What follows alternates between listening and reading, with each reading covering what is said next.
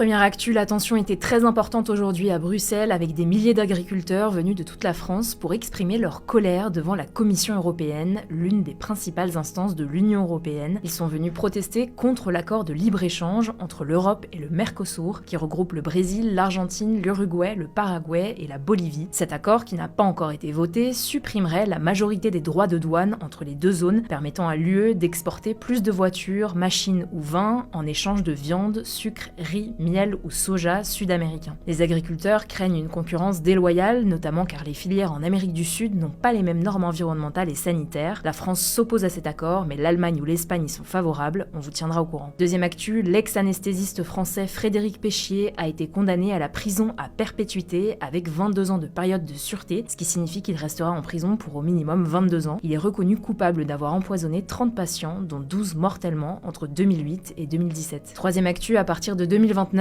la cérémonie des Oscars, qui récompense les meilleurs films de l'année, sera diffusée exclusivement sur YouTube. C'est assez majeur car depuis 1976, elle était diffusée à la télévision sur la chaîne américaine ABC. La cérémonie sera donc accessible gratuitement à travers le monde entier, mis à part pour les Américains qui devront souscrire à un abonnement à l'option YouTube TV. Quatrième actu, pour terminer rapidement, un petit souvenir, je sais pas si c'est le meilleur, il y a 3 ans jour pour jour, le 18 décembre 2022, l'équipe de France échouait en finale de la Coupe du Monde de football face à l'Argentine de Léo Messi et Emiliano Martinez au tir au but.